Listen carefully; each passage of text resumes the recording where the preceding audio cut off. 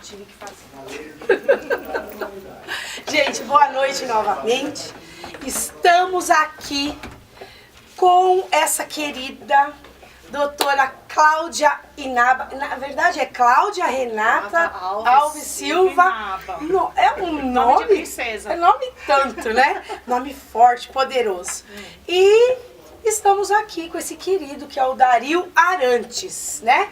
A Cláudia, na verdade, o primeiro convite que eu te fiz foi, eu sempre, uma que eu gosto, você sabe que eu gosto muito de você, e outra por você ser professora da escolinha, né, da advocacia, e falar sobre direito previdenciário, que eu acho que agora é o que a gente mais ouve falar por conta da reforma, né?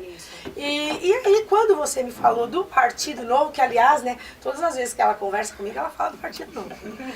Quando ela me falou do Partido Novo e falou de você, eu falei, então vamos levar o Dario pra gente ver o que... Uma grande oportunidade. Aliás, a gente agradece muito esse programa, esse espaço, né? Pra gente estar abordando, falando sobre política, advocacia, sobre tudo. Sobre tudo. E me diz uma coisa, Cláudia, como que você tá vendo essa reforma?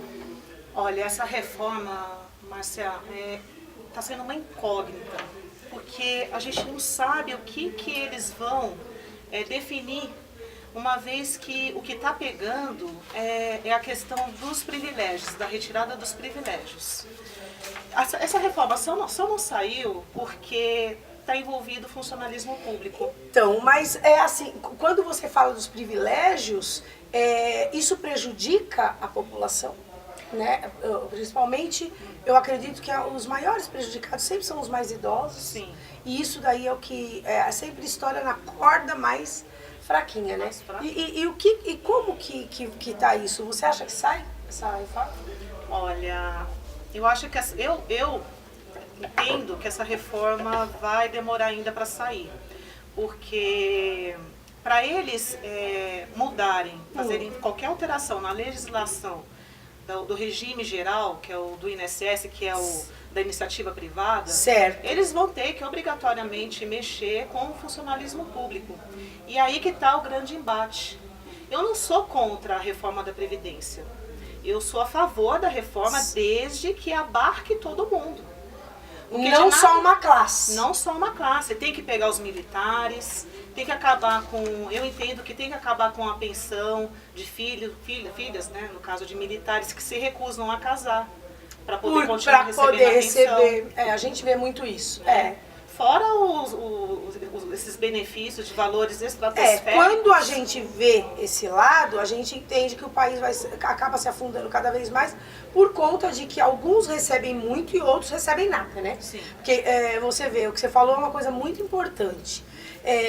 Tem filho de militar que não casa para não deixar de receber o benefício, e são benefícios de valores altíssimos, enquanto você vê idoso que precisa às vezes receber um pouquinho mais e ele recebe lá a faixa do salário mínimo, e na faixa do salário mínimo às vezes não dá para pagar nem a medicação que ele toma. É verdade. Né? É verdade. Então, como sempre, o nosso país prestigiando uma classe melhor. Né? E o que a gente mais vê, doutora Márcia, são trocas, permutas, né? Então, é aquela história, né? Eu te dou um ministério em troca de voto a favor da reforma. Então, isso, não, tá feio. É horrível. O que nós estamos assistindo... Era escondido. Era escondido. Agora tá escancarado. Eu tava ouvindo, você falou agora, eu tava ouvindo na CBN, quantos deputados fulano vai ter que comprar? Eu falei, opa, mas isso não é crime? Isso não é errado? Como que você está comprando o voto de um deputado? Não é a mesma coisa que você comprar o voto de um eleitor na rua? Sim, totalmente. É uma compra, porque é uma permuta, é troca de vantagens. E agora se fala na rádio, na TV, em todo lugar que existe a compra. Sim.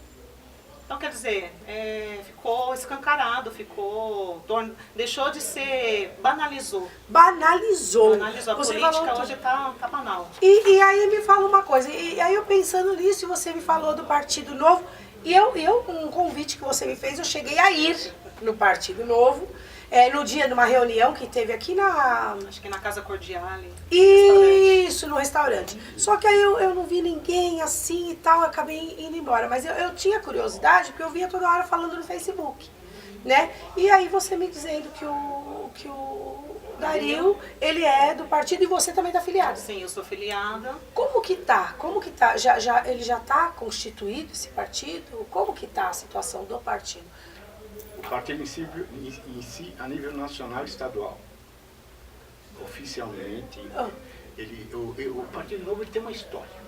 Qual que é isso? Eu queria saber, exato, você falou tudo, eu queria saber a história do Partido Novo. A história do Partido Novo, ele iniciou de um empresário, Certo. que foi um dos sócios do Banco Itaú, porque ele comprou inicialmente uma administradora com outro sócio, levantou essa administradora de bens, Certo. e depois o Banco Itaú comprou essa administradora.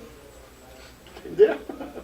E aí ele teve um ganho de capital grande. Sim. E ele se desligou da administradora e depois, na sua casa, com a sua família, ele é uma pessoa muito equilibrada, racional, um brasileiro nato. Ele falou: o que eu posso fazer para o meu país, para que eu possa ajudar o povo brasileiro?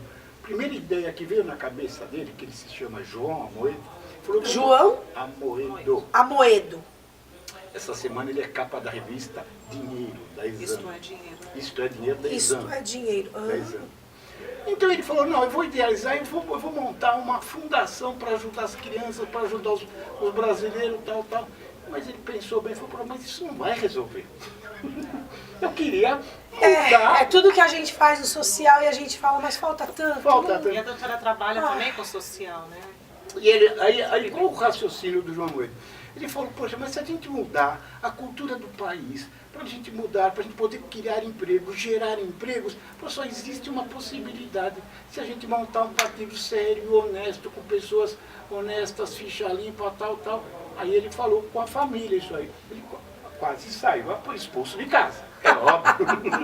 Ninguém quer que se envolva, não. É porque, na verdade, ninguém quer saber que a gente se envolva, né? Eu tenho amigos que falam isso. Ai, não se envolva nisso não, só coisa de gente ruim. Coisa de gente louca, tu ladrão, só tem ladrão lá. assim mesmo. Mas aí o que ele fez? Ele idealizou, ele foi pensando, ele falou: mas peraí, como ele ainda tem no Brasil um bom relacionamento, ele conseguiu aglutinar 180 brasileiros de todas as classes e fez reuniões com eles por vários anos. Qual é a ideia que eles teriam para que se fosse montado aí um partido político sério, honesto, que pudesse fazer com que o país voltasse a crescer, gerar empregos e diminuir essa carga tributária. Então, esse estudo durou uns 2 ou 3 anos. Em 2008, iniciou a conclusão de um estatuto com 101 regras. Com 101 regras. É estatutário, que primeiramente, a pessoa que quiser, para ser filiado ao Partido Novo, Certo. primeira coisa tem que ser ficha limpa. Ficha limpa. Segundo tópico: o Partido Novo não usa e não vai usar o fundo partidário. Segundo, por quê? No entendimento deste grupo, o Partido Novo tem que ser bancado pelos seus associados e seus filiados que querem um partido limpo, correto e sério. Terceiro tópico: o candidato que se eleger, ele só poderá ter uma reeleição. Tem que sair fora para dar lugar. Ai, que legal! Não faz aquele vício. Não se torna político profissional. Exatamente.